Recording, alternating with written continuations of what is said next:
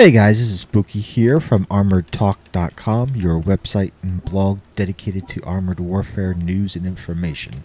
Be sure to check us out. I've been trying to get some gameplay footage of some different tanks from the first round of Armored Warfare Early Access up for you guys to take a look at. Be sure to check out the two patent videos, one of which focuses more on team play than just reviewing the patent. The PT-76 is almost a mini review, but it's hard to do that at this stage of the game simply because so many tanks are going to be changing over the summer and into the fall that we may have to hold on to our conclusions until later on just to see how much tanks are nerfed and buffed as we go along. But I did want to get one footage of a game and artillery up for you guys to review because it is a considerably different gaming style and one that sometimes causes a little bit of contention with players. If you don't know, in Armored Warfare, artillery has been changed quite a bit from water tanks in that it fires faster but does not do as much alpha damage, so you won't be one-shotting as tanks. That isn't to say that they are not deadly, though. If you are able to focus in on some tanks and continually fire and they do not get out of town or get into cover, however you want to phrase that, then they're going to be sorry. You'll notice in the shots that I was just taking there, the tank started to back up as my shell was coming in. You need to account for what is an early warning system for the enemy tanks as you fire. They get a notification that there's incoming artillery salvos heading their way. You know, if they're a fast tank, they're going to be able to dodge them a little bit better than if they're a slower main battle tank. You can see that the view of the artillery is more of a third person down instead of a overhead looking down view. There's a modification for World of Tanks called Battle System. It's just similar type view for it.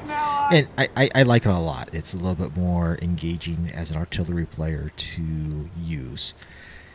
In World of Tanks, I think I've mentioned before, I enjoyed all classes. I think I probably would pick the medium or potentially the light class as my favorites, but really any of the classes are fine. And I did enjoy playing artillery. I'm sorry, guys. You know, like the other tanks in Armored Warfare, I'm getting used to playing them, so I'm not saying that this is especially great gameplay. I'm not even sure I remember how well I do in this game, but it was the only artillery one I could find in my files that I kept, so I wanted to get it up there, at least have something in an artillery class vehicle for you guys to review and look at. I am trying to let my aiming circle become the smallest that it can be before I fire, simply because, you know, artillery is inherently inaccurate. You do most of your damage, at least I do most of my damage, with splash instead of direct hits, which really works out well when you have a group of tanks. You can hit between them and do damage to multiple tanks simultaneously. You know, there may be some times where you have to take a risky shot and just let it fly and hope for the best.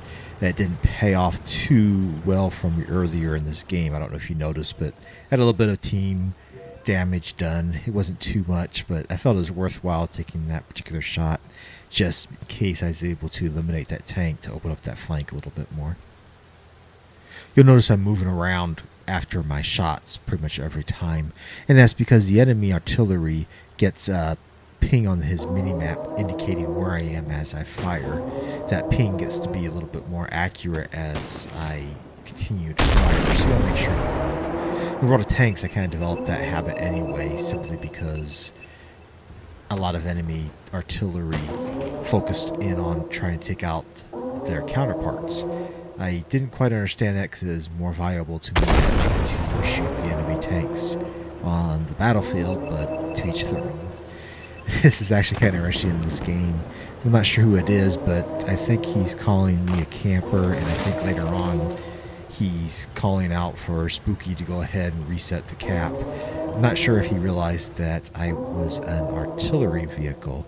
I'm not exactly designed to be speedy to go down there to light up the cap or to go in there with guns blazing. It was far more important for me to stay back where I was to be able to shoot the enemy as other people lighted up.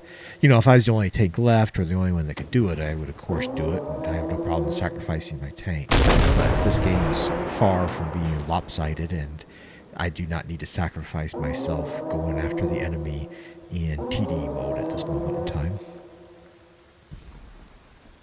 I didn't get that many games in the artillery simply because it's a tier 4 vehicle that you unlock by playing, I think it's 60 games in a particular arms dealer's tech tree, and then you, if you have the credits, you can go ahead and purchase a tier 4 artillery. So it takes a little while to get up to that level. So I didn't get that many games in before the early access test stopped, but overall, if they keep it the way it is or similar gameplay, I think I am going to enjoy it, playing artillery in Armored Warfare more so than I did in World of Tanks.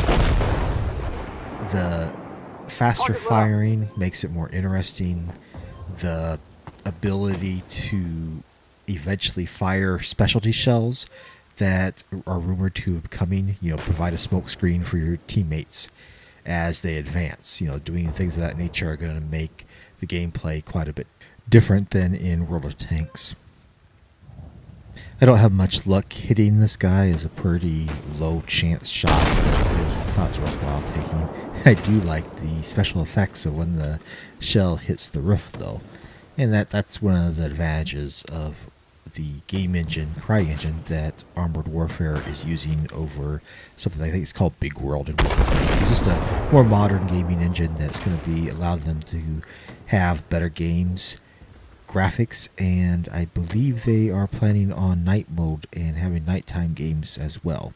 So that'll be something that'll be really nice to see.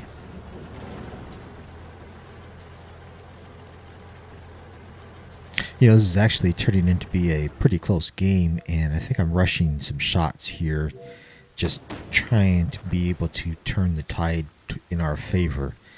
You know, if I'm able to do some damage to a tank or take it out, or do enough damage to let our guys take it out and get a numerical advantage, it would be worthwhile taking some risky shots like I'm doing here. Unfortunately, I'm not hitting like I thought I'd be able to, but those two tanks are so low health. Oh, somebody else got him. That surely I can get some splash damage around a corner and get rid of him for our guys.